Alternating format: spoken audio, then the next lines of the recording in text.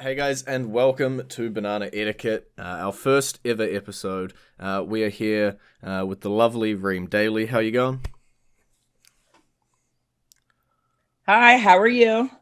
I'm good, and hopefully we'll have a good little chat about your time on Survivor. Um, Right on. so before you got cast on the show, you'd been watching it for many years. So what was the reaction once you'd finally gotten cast? Well, so they call you, and I had submitted my video around Mother's Day, which here is like May, and I think I got the call um like 4 months later. So it was like September. And I didn't believe them. Although on caller ID I could tell it was from California, but I still didn't believe it. You know what I mean? I just Hmm. I just couldn't believe it. It was very exciting, very exciting. But yeah. But when they called, they were like, yo, we need you to make another video. And I was like, what? Because it was such a haze to make the first video. Do you know what I mean? Yeah. That they wanted another video. So then and that kind of, I'm not going to lie to you, that kind of sucked because I was like, dude, the first one was just, whatever. I was just blah, blah, blah. It was really authentic. Now you want me, now I felt like it was going to be staged and cheesy. You know what I'm saying? It didn't Hmm. feel as good as the first one was going to feel. But at the end of the day, they never even saw the second one and they were totally cool with the first one and then invited me out there. So it was all good. Nice. Do you think anything you'd watched from previous seasons or anything like that was sort of shaping your gameplay as you were heading in? Oh my. Well, that would be pathetic if that was the case because I was like, what the hell was I thinking? I mean, you can talk all you want about what you're going to do and everything, but never in a million years. Like it makes me cringe to rewatch like the first few episodes, man, because I was like, what the hell was I thinking? Why did I touch their stuff? Like that's so dumb. But at the end of the day, you are who you are, right? Like I'm a mom. We were cold. It was miserable. They were freaking putting their clothes in the shade. It ain't gonna dry in the shade. I had to move it over to the sun. But it was like, what was I thinking? Like I wasn't thinking. You know what I mean? You know what else I wasn't thinking? When before the game even starts, you're kind of and you can read all of this online. I'm not giving anything away. But you're chilling at Ponderosa before the game starts.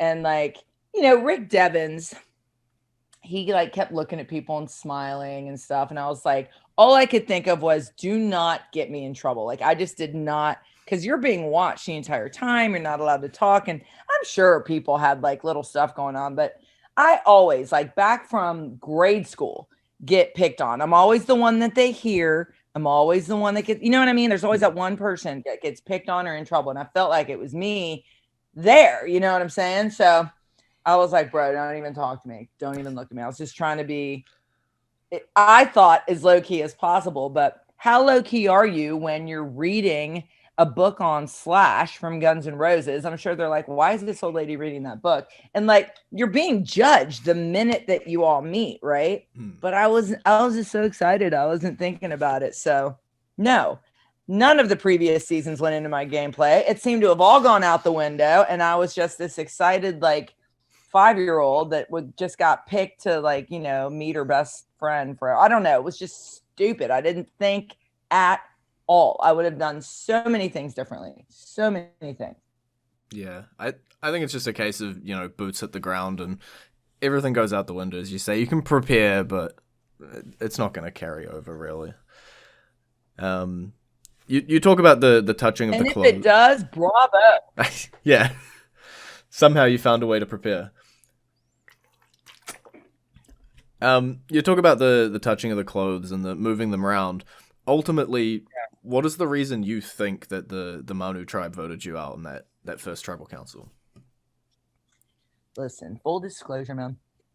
It wasn't their name. Nobody really cares who it is. It really had nothing to do with anything. The whole thing of keeping the tribe strong, I heard that from Wendy and I heard it from Keith, which is total bit. I call bullshit on that. When you go into the immunity challenges, right? It's like, okay, I'll give you a minute to strategize before the challenge, right? Mm-hmm.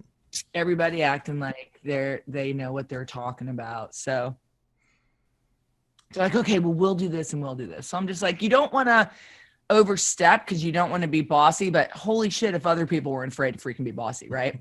Meanwhile, we're doing the challenge. You know, people fall, people got hurt. We move along. You're at the last part of the challenge. And I mean, those big blocks were heavy. And I'm thinking to myself, dude, use your feet to help push them. You know what I mean? And I could tell we were going to lose because Kama was killing it. And then it's over.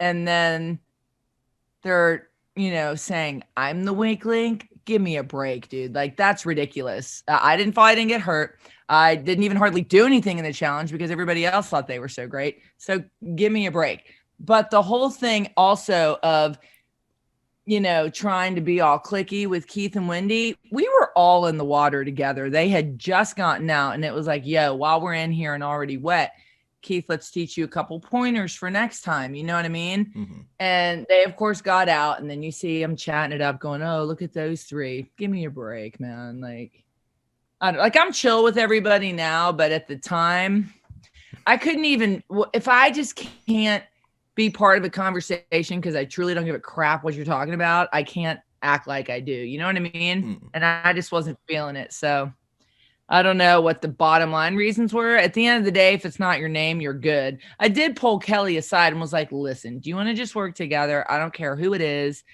And I think we maybe said, I said, Rick or Dave, like, I don't care. Pick your person. You know what I mean? And it just got weird from there because she said, oh, Reem just said to get rid of you two. And I don't know. It was a disaster. Like, there was really no coming back from it.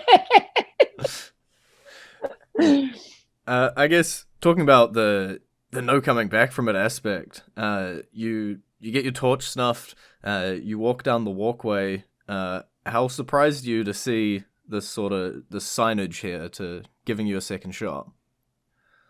I mean, I was just like, what the hell is this? You know what I mean? And then you read it and you're like, what? No way. Because you never, I mean, that's not normally how it plays out, right? You're done, you're gone, you're talking smack when you leave and you're just pissed and you're upset. And so that was fantastic. I couldn't have been happier, but you're on a need to know basis. I didn't know what I was getting into in the pouring down rain, just saying yes to something, which is fine. I obviously don't regret it, but I didn't know what I was getting myself into. I just knew that I could still have a chance. So did you ever think twice, or was it just immediately as soon as you'd finished reading it and comprehending it, you knew you were going that way? Oh, hell yeah. I was going, yeah. No, I didn't think twice. Dude, that's like the worst. Nobody wants to get rolled out on day 3. Of course. Like, you know, I didn't even lose a pound yet. Give me a break. Let me lose some weight at least. So you head to the Edge, and as you're there for your long tenure on there, you slowly see the people that voted you out joining you on the island. So what's that feeling, just seeing them slowly come over there? I thought it was hilarious, honestly. I was like, ha, look at you. Thought you were so great. No one's safe now. I mean, I thought it was funny. I did. I thought it was funny. And Rick and Chris were like, I don't know why you're so nice to Keith. Like, he totally backstabbed you. And I was like, you know what, dude? I like him more than I like you too. So there you go. Those two got on my damn nerves, man. I couldn't deal with it. That, like, I didn't even care what Keith had maybe done to get me in that position. I didn't care. They were so annoying. So they were the ones that annoyed you. Was there anyone that was surprising to you that you got close to or had a bit of a friendship with on the Edge? That I was surprised I became friends with? Listen, man, I'm not hard to get along with. I'm very easy to get along with. But when people are rude or think they're better than, like, here's what it was. I was so pissed, but apparently I wasn't allowed to question why I got voted out and be upset. They're like, you got voted out a while ago. Like, get over it. And I was like, you're not the fucking boss of me. You can't tell me how to feel. Don't tell me how to feel, man.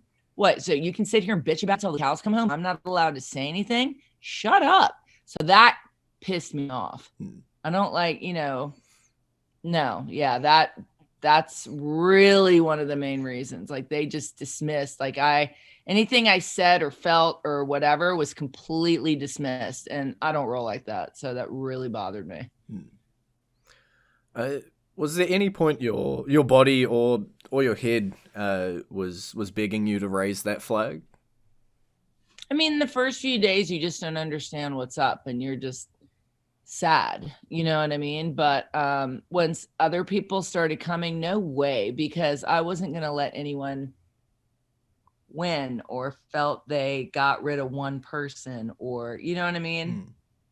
No. So no, I mean, it's because you already feel like you let everybody down, that you don't want to I couldn't do it, I just felt like I had to crawl my way out of this.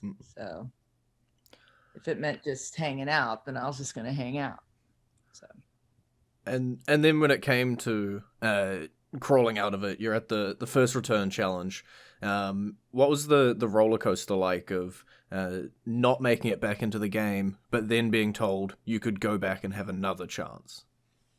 I mean, of course you want the second chance, but the funny thing is, like, when we left, it was like, oh, thank God, like this place sucks, dude. Like I was like, let's just trash this place, man. This place sucks. And thank God we left the fire going. Like the fire was still smolder. You know what I mean? It still had potential by the time we got back there.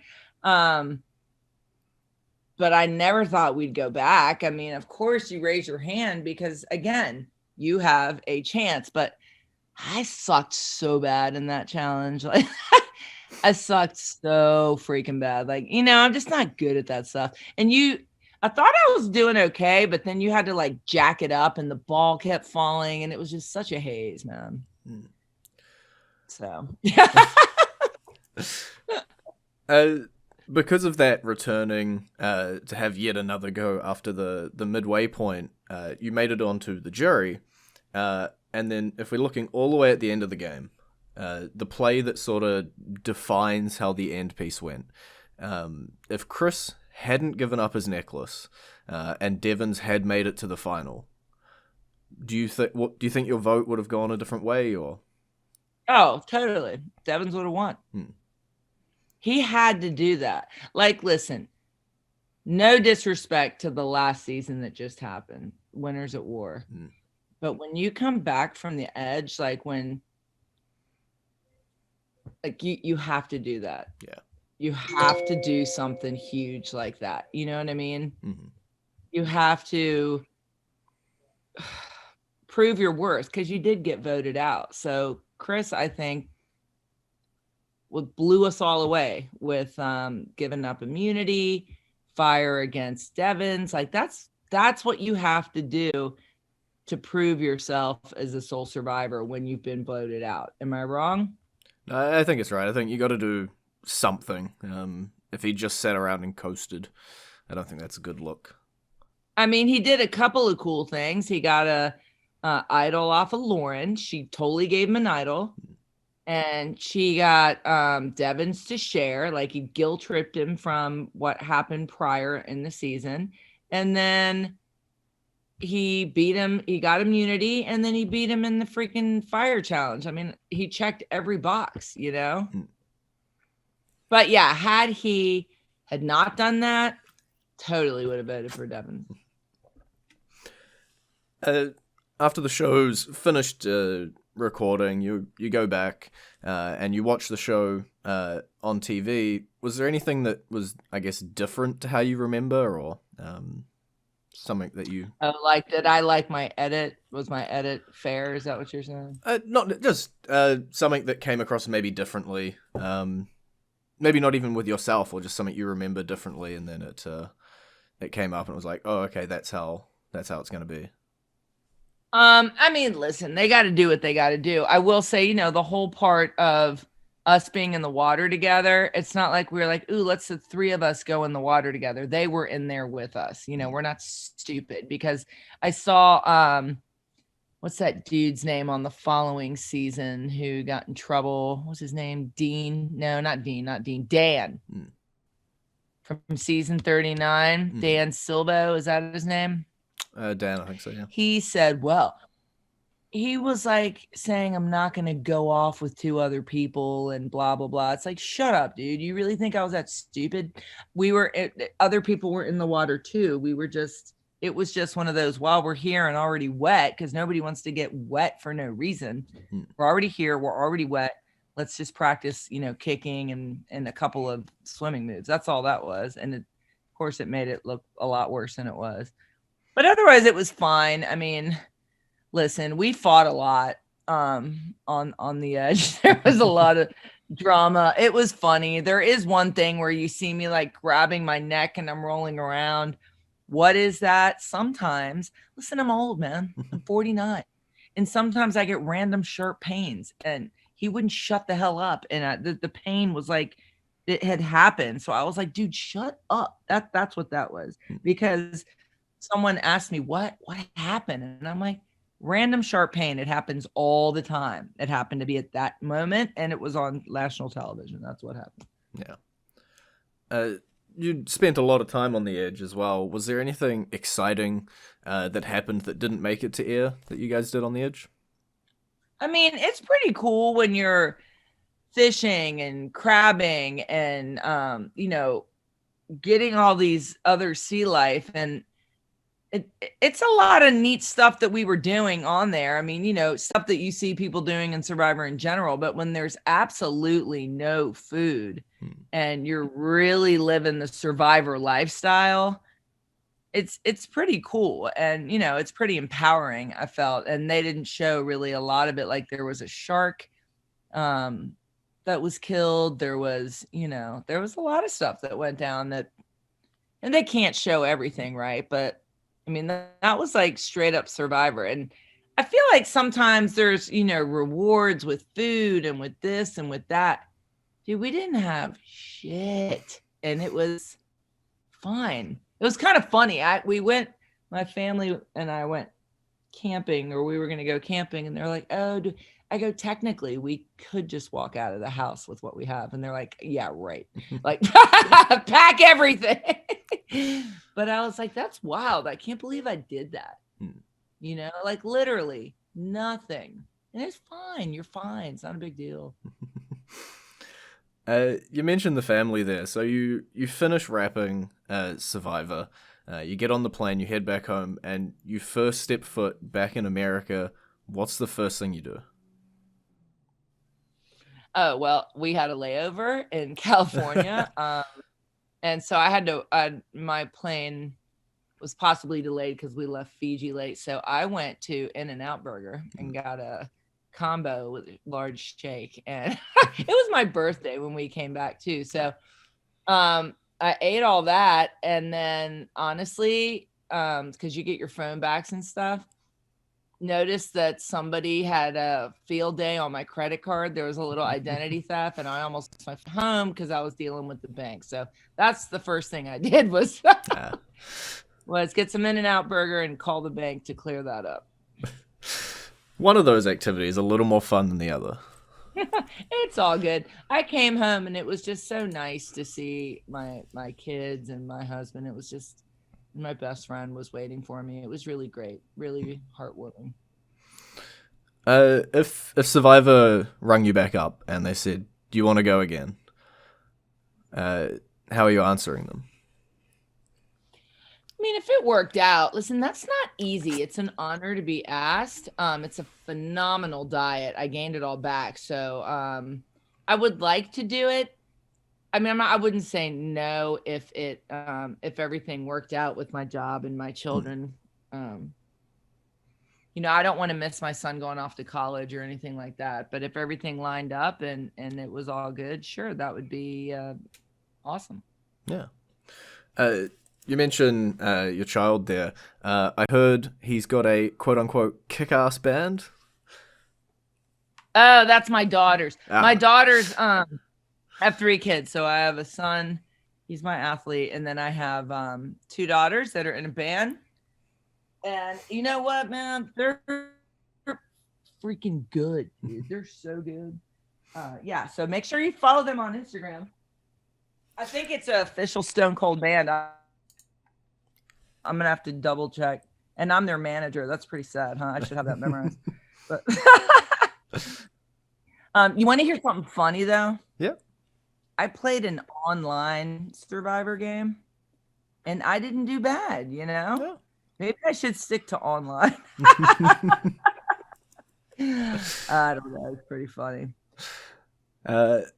One last question. If you're on the island, you're playing Survivor, you get hungry for a really tasty banana, should you offer everyone else around you to go get one for them as well? See, and that's what being a mom's all about, right? I probably would share with everybody. I probably would, because these guys were younger, man, and I saw how skinny they were. Like, they were hungry. I showed up 20 heavy, so it wasn't a big deal if I wasn't eating. I was fine with that. But these guys they were skinny, man. They were either in superhero shape, and when the muscles start to go, they need to eat. So yes, I would have 100% shared with them or gotten them some. Totally. Sweet. And if people want to hit you up on social media or get in contact or anything like that, see what you're doing, do you have Twitter? Facebook? I do. Okay, first of all, it is official Stone Cold Band. Okay. That's on Instagram if you want to follow my girls. I think I am the Reem Daly on social media. I don't know. I'll be honest with you though. I do not. I'm finding it hard to just post stuff going on in the world. I don't want to seem insensitive. I don't want to act like I'm taking political stances, but there's just so much going on that I just feel that if I'm not going to say something important, maybe I shouldn't really say anything. Do you know what I mean? Yeah, but do we also need some relief from everything too? But I don't know I don't know. I'm a little unsure sometimes of if I should. I don't know. Like, you just don't want to seem as though you're not recognizing what's happening in the world, because it's really unfortunate. Yeah, social media is sorry to be a Debbie Downer. Nah, it's fine. It's a bit of a crazy beast, damned if you do and damned if you don't kind of scenario. Right, and I'm like, and then someone's like, you lost followers. I go, I don't really post shit. I'm surprised I had any followers, but every now and again, you never know what I'm going to say. So, so you got to tune in. Yeah, right. You just got to tune in. All right. Thanks a lot for carving out some time today.